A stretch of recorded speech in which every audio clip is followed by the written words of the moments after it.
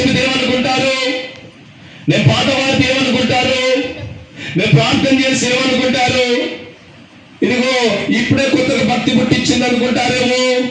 ఓహో, దేవుడు ఈయనతో మాట్లాడుతున్నాను ఏలన చేస్తారేమో. ఇవన్నీ పరిస్థితులు ఉంటాయండి.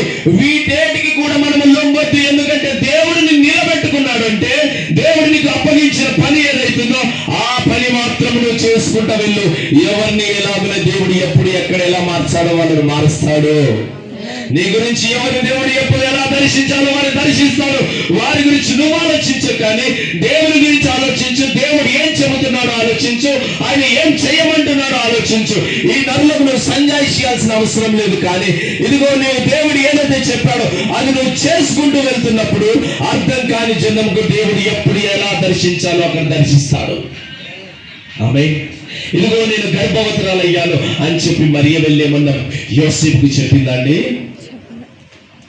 యోసేపు దగ్గరికి వెళ్ళి చెప్పలేదు. యోసేపు గారు చాలా తీక్షణంగా గమనిస్తున్నారు. ఇదేంటి, ఈమెలో మార్పులు వస్తున్నాయేంటి, ఈమె ఏంటి, ఈమె గర్భవతిగా మార్చబడ్డదా ఏంటి, ఇదిగో ఈమెమన్నా ఏ విధంగా చేయకూడని పని చేసిందా, ఉండకూడని పని ఉన్నదా, ఏ విధంగా నడవకూడని మార్గమైన నడిచిందా, అయ్యో ఈమె వల్ల నాకు నింద వస్తుంది అని అనుకున్నాడు.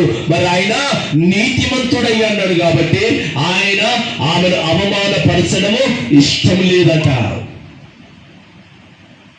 భర్తలారా, భార్యల్ని అవమానపరచొద్దు. నలుగురు వినేలా చెడు మాటలతో దూషించొద్దు. హల్లెలూయా.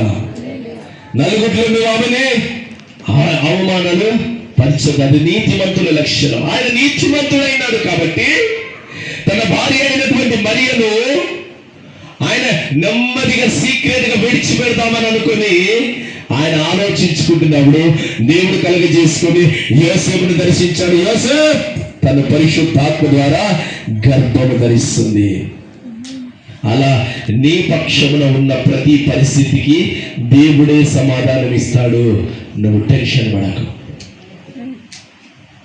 నువ్వు దేవుడికి ఏది చెప్పాడో అది చేస్తూ వెళ్ళంతే.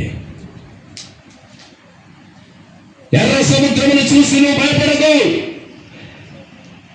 దాని యొక్క అలలను చూసి నువ్వు భయపడకు. దేవుడు ఆయన ముందే ఆజ్ఞ ఇచ్చాడు ఎర్ర సముద్రానికి. ఏంటి ఆ ఎర్ర సముద్రం నీ కొరకు పాయలుగా చీల్చబడుతుంది. ఆయన ఆజ్ఞ ఆల్రెడీ దానికి రిలీజ్ అయింది. నువ్వు అడిగేయడమే ఆలస్యం. నువ్వు అడిగేసావా, ఎర్ర సముద్రం 2 పాయలుగా చీల్చబడుతుంది. కాబట్టి నీవు భయపడద్దని చెప్పండి. పక్కన చెప్పండి, ప్రత్యేకంగా చెప్పండి. పరిచర్య గురించి భయపడకో, ప్రార్థన గురించి భయపడకో, బైబిల్ పట్టుకోవడానికి భయపడకో, తెల్లని వస్త్రాలు వేయడానికి